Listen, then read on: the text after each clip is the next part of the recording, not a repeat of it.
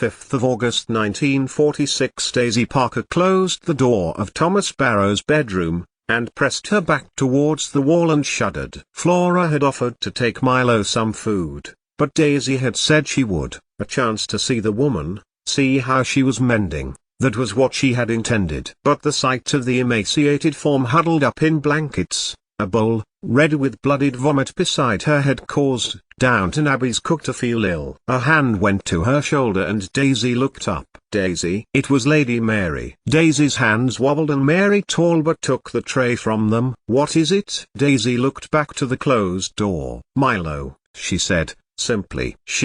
Yes, Lady Mary said. It is a shock to us all. She looked down at the tray. Some of the food had been eaten yesterday, some of the meat, cut so small it was like mince, some of the bread, but nothing today, even when Daisy had made apple crumble especially for Milo, with custard. She managed a cup of tea yesterday, or so Ernest told Flora. Daisy told Downton's matriarch. I just didn't expect. She trailed off, then gestured to the door. I have no cloths with me, to clean up. Lady Mary looked towards the door. She would have been sick again, she guessed. Daisy was used to most things gory, gutting fowl and skinning beasts for the pot. Rabbits these days were making up a lot of Downton's meals, though she was loath to admit it. But she was pale and shaken from seeing Milo so ill. So were they all. I'll send for Sibby, her and Thomas can. Thomas needs to be told to rest, Daisy told Lady Mary,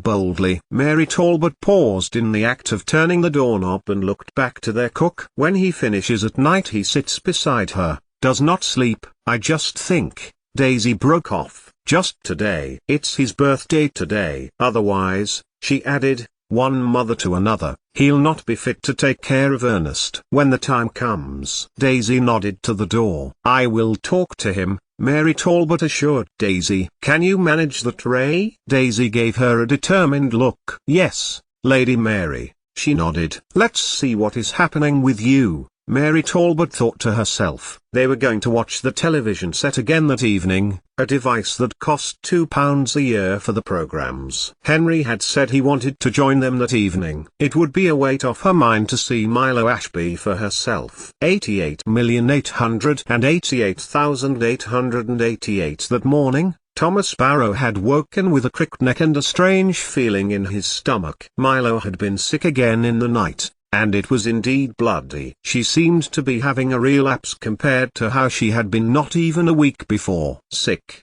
poorly, with no discernible cause. But she had been lucid enough that morning to try to push herself up in bed and wish him a happy birthday. Thomas was 54 that day, not that he marked birthdays, and it had been a welcome surprise that Milo had remembered. She had been clasping, too, her opals and her lavalier watch. But both of these fell limply from Milo's head when, after Thomas had opened the curtains and the bright summer sun had fallen on her face, she had closed her eyes once more. So he had hightailed it downstairs, pausing to wash his face and hands, and pulling a change of clothes out of Ernest's wardrobe, where he had been keeping them since Milo was up in his room, and had appeared in the kitchen, blinking several times at the menus. He no longer marked birthdays after his 8th, when his father had found out about his first attraction, Albert Leon, and he had destroyed an expensive timepiece he had made for Thomas before his eyes,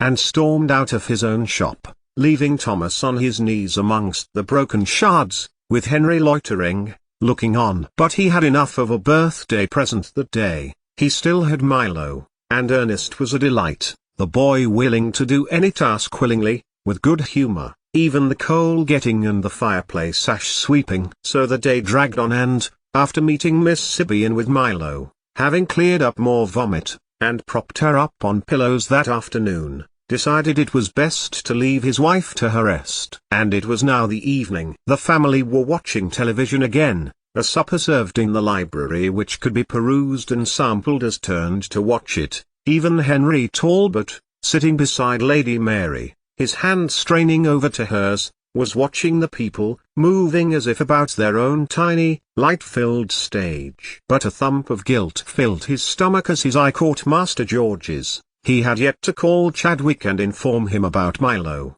It had been nearly 2 months before that she had returned to Downton Abbey. There was a second reason, too. In his pocket he had a letter, arriving in the mid-morning post, from his cousin the solicitor, Freddie Bonner. Daisy had nudged him awake from his dozed-off position near the fireplace in the servants' hall and pressed the missive into his hand. Thomas had read it without taking anything in and then, as they were about to serve supper, read it again. Somehow, Milo had managed to get a letter to Bonner, and request money be paid to him for him to draw up a document on her behalf confirming that she confirmed Ernest's birth and his adoption by Thomas. From any other person, under any other situation, it might have been innocuous. But this had been overseen by both Lady Mary and Master George, witnessed in York a week before without Thomas's knowledge. Nothing about this letter was a coincidence. A laugh came from the family, in unison. The comic, whoever he was, and he looked to Thomas exactly like someone from the music hall,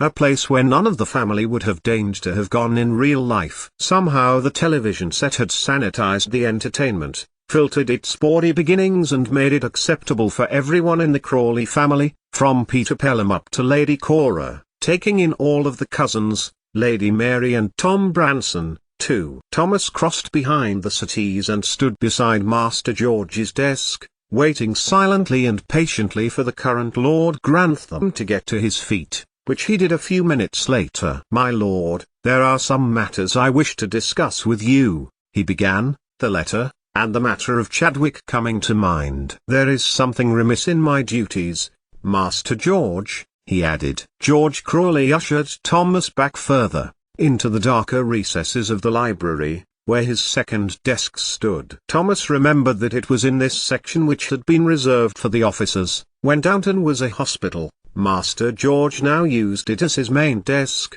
brought bodily from Biggin Hill when he had left the Air Force. The other desk, used by his grandpapa, still midway along the room, acting as a marker both of distance and of deference. "Miss Ashby?" Master George asked, the light of the fading sun lighting one half of his face. "My dear fellow, you are not superhuman, however much you want to be. Your wife is unwell, and instead of resting yourself, you are pushing yourself harder and harder to accomplish not only the duties of the house, but in your support of her, as well. And, you have Ernest." George Crawley laid a hand on Thomas's shoulder and then, just for a second, he was Matthew Crawley, his father, big-hearted, generous in spirit, reassuring Thomas, when it had been Thomas who had erred. "I have the letter, that you and Lady Mary signed." "It must be a relief, that Miss Ashby consented to that," George Crawley put in, his voice louder now, almost unnecessarily so. "A copy for yourself, one for Ernest,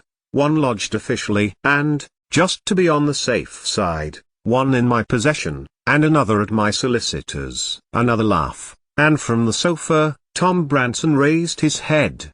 Barrow looked at the man, and he dipped it back down again, focusing on the television screen. "Yes, there is that," Thomas conceded. "It is typical of Milo to be so conscientious." "No, my lord," Thomas went on. The rest he had had that afternoon had relieved the fog of exhaustion, and now the wretched knot of sorrow had replaced it. Of Milo, of her lingering death, of her periods of brightness and calm, and flashing eyes, as if she were a child again. Thomas sighed. "I was supposed to telephone Dr. Chadwick, and tell him she is returned." "Returned to us, Barrow," George Crawley told him, again at a volume that was unnecessary for Thomas, for he was standing right by Master George. "This is grave. We cannot be seen to be protecting a potential traitor, especially one wanted by the government." "She is dying." "But," Thomas interjected, thinking back to that afternoon, and his sleepiness even after Daisy had woken him, "I telephoned his house, and I spoke to one of his daughters. She told me that Dr. Chadwick will be coming tomorrow." Or had he? To be honest, he was that tired. Thomas wondered whether he had dreamed it. And then George Crawley did something totally out of character. He stepped to one side, ostensibly to look out into the garden, but nodded his head down to Thomas for a moment, nodding towards the curtain that was usually tucked back behind the bookshelves, and was now pulled out a little to block the light from the setting sun from getting onto the television screen. "He is already here." Thomas looked, and he saw that the current Lord Grantham had indicated towards the fold of the curtains. He was, and with him, two other men. Thomas could just make out the round spectacles and small, delicate features of George Peggott Thompson. "Milo is no traitor," Thomas protested, laughter filling the other part of the library again. "Master George, please let me talk to her. Don't let them take her away." But,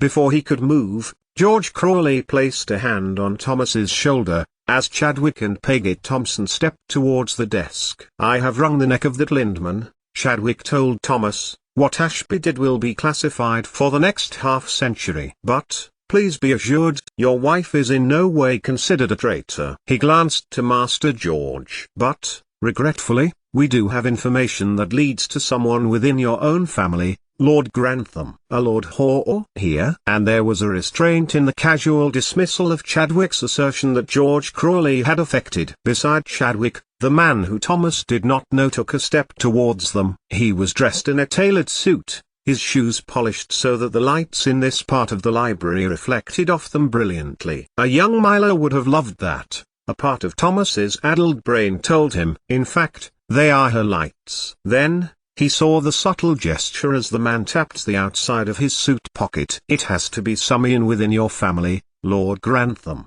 Chadwick went on. "Thomas Barrow, and his son Ernest Barrow are above suspicion. It has to be someone who was abroad during the war years, recently returned." "That counts for so many of us," George Crawley replied, his voice still unnecessarily loud. "Myself, of course, and Peter in the Air Force Marigold and Sibby nursed. Albert was in the Navy." He glanced to Thomas. "Barrow, an ARP warden." "I do not mean in service," Chadwick told him, gravely. "Then, there was my stepfather, Henry Talbot." Thomas thought about the man, so recently inhabiting a 10 by 12 room, unwilling or unable to leave it. He was in Singapore, before being captured by the Japanese. He was in a prisoner of war camp. George Crawley nodded, and then pulled open a drawer. Cigarettes were within it. Thomas watched as Master George put his hand inside. But he froze as, to their left, Tom Branson stepped forward. He had the expression of one who had been eavesdropping for some time, a look of triumph, of one who had gained an advantage. "It was myself," he told his nephew. "I informed Lindman of Miss Ashby's potential interest for Germany, and I informed him that she had returned." At this, there was a commotion from the other side of the library. The television was now off, and Mary Talbot was on her feet. "But Tom, surely you can't have," she began. Tom Branson turned, and looked at his sister-in-law. "But I have, Mary, don't you see?" Branson explained, in a sing-song kind of voice usually reserved for children, or the dim-witted. "My country is a republic now. Era has ties to Great Britain no longer. I have no loyalty to a woman who could be of use to my enemy. My enemy's enemy is my friend," Chadwick mused. He was too late, however, to prevent Thomas Barrow from stalking the library carpet and thrusting his fist into Tom Branson's face. "After everything," Thomas roared. "After violating her body because you thought you would gain money and power. After promising it was all over. After her Troscad vow." From beside Caroline Talbot, Sibby Branson gasped sharply. "After all that, and you told Lindman to take her for Germany." Tom Branson scrambled back across the Axminster, and then pulled himself up by one of the arms of the chair. He had a mark across his cheek and upper cheekbone, but this did not prevent him from leering back towards Thomas. "I informed Lindman about yourself, Mr. Barrow. Is it my fault that he decided to use the information his own way?" Thomas Barrow backed away. "Branson, could he have betrayed Milo? Is it my fault that you choose your way of living? And what did you hope to gain?" George Peggott Thompson shot across to the Irishman sharply. "Did you hope that Jack Prue had forgiven you?" And there it was, the look, the betrayal of intent. As Thomas Barrow watched, he saw Tom Branson's world fall away from him. After all these years, it was clear that the man had never given up hope of returning to his beloved Ireland. "You knew Prue had starved himself to death in jail, in Cork," Chadwick furthered. "He carried out his own Troscad as Milo herself laid upon you." Tom Branson flinched. "And he could no longer help you?" Branson goggled at Thomas. "For, Just then, he had it. Then Branson and Prue, one way or another, thought to help one another. Branson had been living in the south of France, with Lucy, his wife, in their home inherited from the late Dowager Violet, their son, Patrick Neal, with them. Sibby, meanwhile, had been here with her cousins. Tom Branson had been perfectly placed to pass information between the Nazis and the rebels in Ireland. What was the cost, Mr. Branson? Thomas asked suddenly. How much was it that Prue bought you for? He guaranteed your return to Ireland? Yes, he snarled through his teeth. But now, Prue is dead, Thomas continued, the narrative unfolding. And it was not in his gift to allow you back to that country. He lingered, stepping slowly towards Tom Branson, for he had seen the door open at the far end, and a pair of eyes peep through. Someone with a plan, no doubt. Let it play out. So, Thomas knew to keep Branson talking. And there was nothing an Irishman liked best than to talk. Maybe griping about the British, and drinking. Top 3. Who is it, do I wonder, has given you another deal? Thomas continued. A deal to hand over my wife to Professor Frederick Lindman when she escaped from him one day, and hid under cover. The look on Branson's face was one of astonished horror. But then he turned and looked at Lady Mary. You began this, with your shares in ICI, he told her, ignoring her look of confused horror. ICI? Asked Cora, who was now standing beside her daughter. But Branson ignored her and plunged on. And then Miss Me Lucina ... Too good an opportunity to miss ...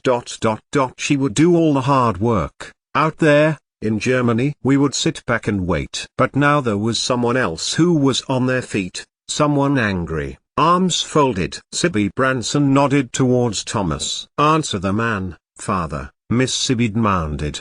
What was the cost? Mother? Patrick Neal? Is this why they are in Ireland now? In Ireland? Mary Talbot interjected. Tom, what is going on? Why would Lucy be in Ireland? And Neil Patrick, for that matter? But Sibby was now standing in front of her father, arms folded, a veil falling from her eyes, as another set of events dropped neatly into her mind. So that was who you were dealing with, father? Sibby asked. Who got you all safe passage out of France? This ... Lindman? Tom Branson could not hide the truth on his face. But worse was to come, for George Paget took a step beside Master George Crawley. It was Lindman who promised he would come safely home to you. But even before you left Cork they had shot Lucy. He shook his head. You sent them from the safety of France to revolutionary Ireland, and she died at the hands of the rebels. No, Tom Branson protested. It was not the rebels who killed her. Lucy's dead, Lady Mary gasped, getting to her feet as well. I thought she was ... in France. Father came over after first taking them to Ireland, Sibby confessed. Mary goggled at her niece, then looked around her family. You all knew about this? But before anyone could answer, her husband, who had barely spoken 2 words in the 8 months since he had been repatriated, turned to his brother-in-law and once business partner. But it is the rebels who hold your son. Prue was his name. Henry Talbot continued, his eyes flicking to Dr. Chadwick, who gave a brief nod. You trusted your son to the Republican Army in order to get your title back. The Inchiquin title. He shook his head. You don't remember telling me, but you did. I know what you did to try and get it the last time. You told me that, as well. And now this Prue is dead. And, Henry Talbot broke off when, out of his pocket, Tom Branson drew out a revolver. At first, he did nothing with it. But then, he leveled it in Thomas's direction. Army issue, Thomas thought, his mind dragging him from the immediate danger of the situation. Ironic then that he had planned to cause chaos when he was conscripted into that war, and then had been deemed unfit to serve because of a heart murmur. And the person had crept inside the library now, door closed, and was now in the settee. I confess, Lindman has told me he will let me have my title, my Jameson money and my son, if I bring him Miss Ashby, he told them. Beside George Crawley, however, James Chadwick was shaking his head. It is not in his power to grant that, he warned Tom Branson. Then, Branson continued, I will get the money, at least, if Barrow meets his maker. He glared at Thomas, and leveled a revolver. Oh, the times I have dreamed of finishing you off. And now, it will be to my advantage. It will not, Milo thought, for it was she who had crept into the library. She knew he would show his hand eventually, and it was when she had heard Chadwick's voice, low and deliberate, greet Master George at the servants' entrance, that she knew she had to find the strength to leave Thomas Barrow's bedroom and make it to the library. It had been George Crawley who had let her in on the secret, that a traitor was in their midst, and it had been he who had suggested that Thomas Barrow be declared Ernest's father de facto, due to their marriage. She knew that Branson was behind the Lindman Prue deal. Jack Prue had told her when he had taken her away from Hagelosh, and after Master George had come to tell her about the legal declaration for Ernest, she told him the dad news. He must be stopped, Prue had told her, before he had given her over to Lindman. He is endangering the whole of the family you love by the decisions he has made. And when Milo had begged him to release Lucy and Patrick Neal, Tom Branson's wife and son, Prue had shaken his head. It is not in my power. My day has been and gone. Other Republicans have taken up the cause. I am the old order, they are the new, and they do not share power. Prue had shaken his head. Sadly, Tom Branson has put his faith in the wrong people. Now, Milo looked across to her husband, who was standing stock still beside Master George. So, the murderer would be Tom Branson, in the library, with the revolver. It would do no good to try reason. Reason involved discussing the legal document she had procured and signed, had notarized by George Crawley and Lady Mary, and had sent to Thomas. It declared that Ernest was now in possession of all her assets and, by default, all that Thomas owned by way of his marriage to her. Taking Thomas out of the equation sent all their assets to Ernest, not Tom Branson. There was no time. From behind the curtain that separated one half of the library from the other, two men came, then froze. For Tom Branson was now holding the revolver to Thomas's chest. I knew it. Milo's voice, thin and shrieky, came out as she inched slowly towards them, using the edge of the table on which some of the supper still remained. You were the false chauffeur, she accused. You and Mr. Taylor stole his place, and stole the Shining Princess, and took her into danger. At this, Tom Branson turned. Don't you ever speak of Sybil like that, he yelled. But what had Milo to lose? Her life. It would be lost soon in any case. Very soon. Prue knew you had led your family into danger, Milo continued.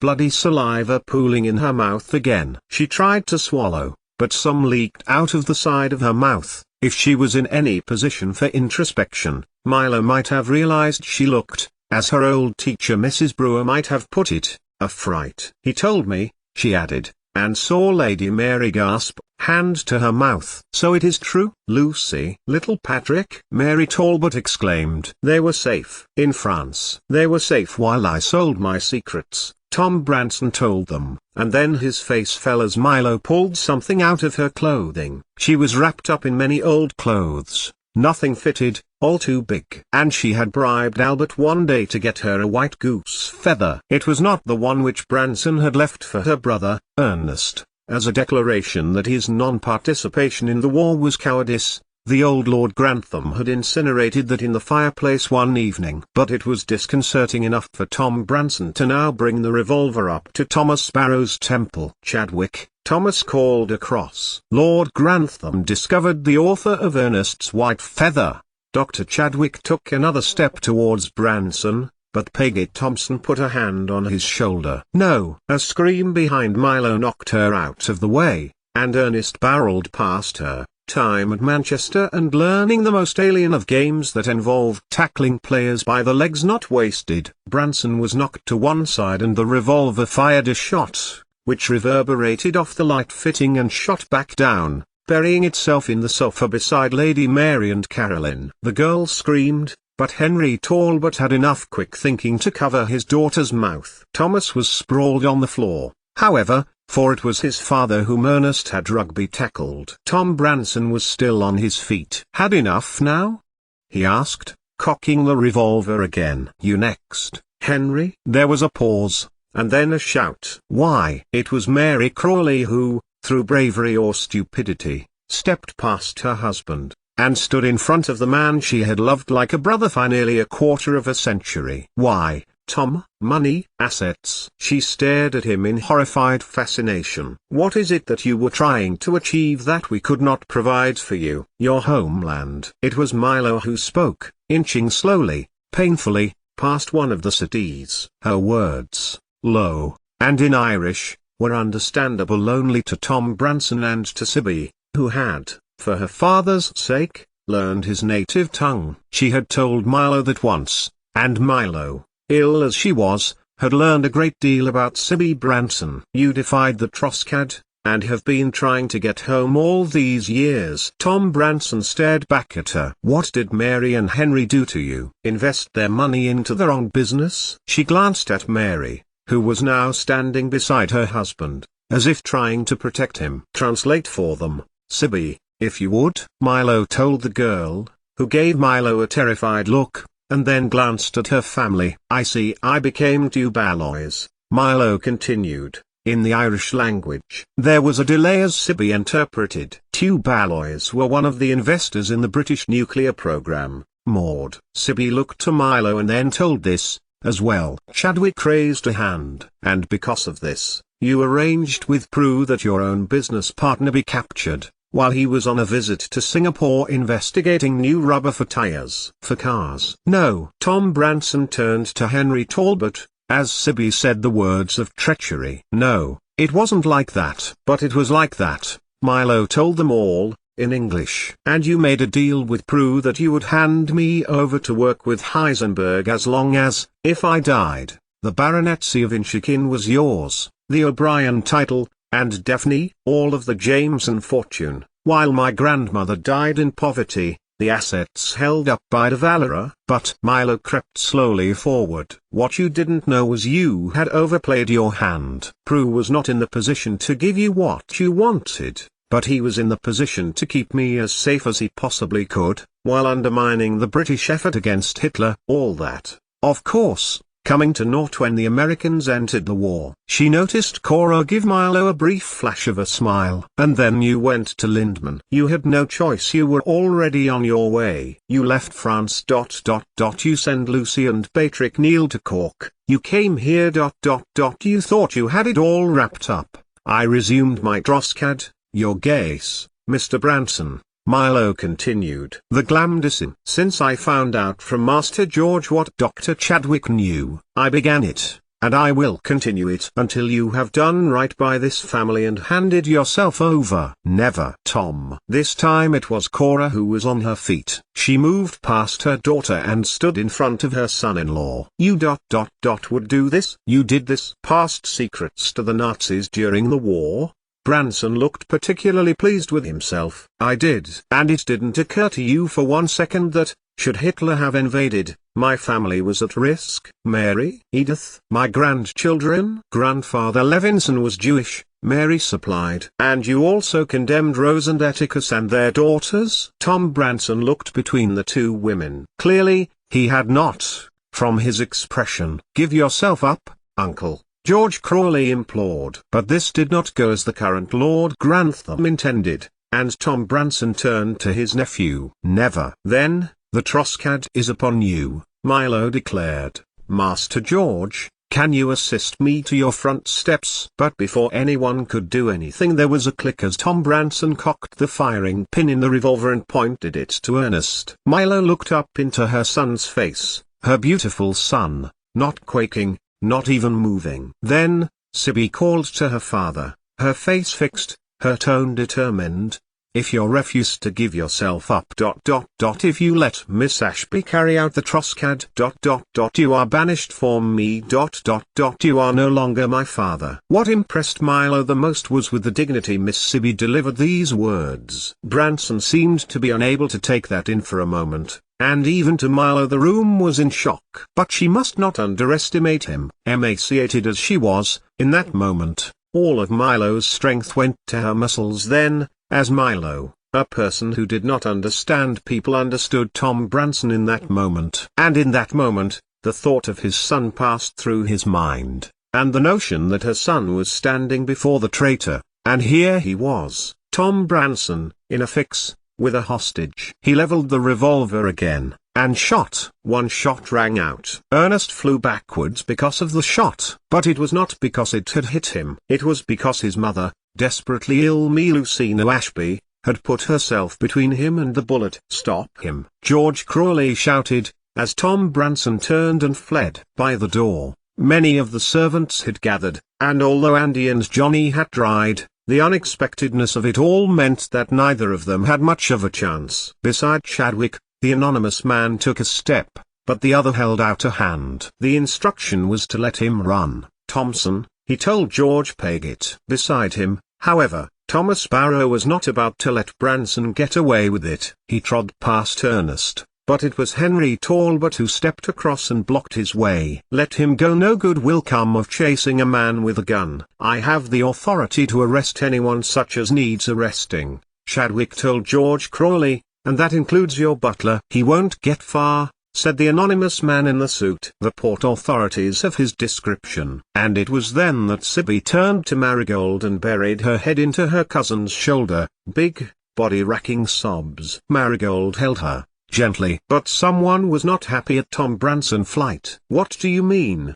Let him go!" Mary Talbot shouted at the unknown man. He stood steadfastly before them, coming out of the shadow. But it was George Crawley who spoke. "Orders from the Home Office." "He won't get far," reiterated Henry Talbot, and Mary took his hand. "He will," the man told him. "Everyone has been told to allow him to go. Ireland, that's where he's headed. If he gets back here, he'll be arrested and hanged."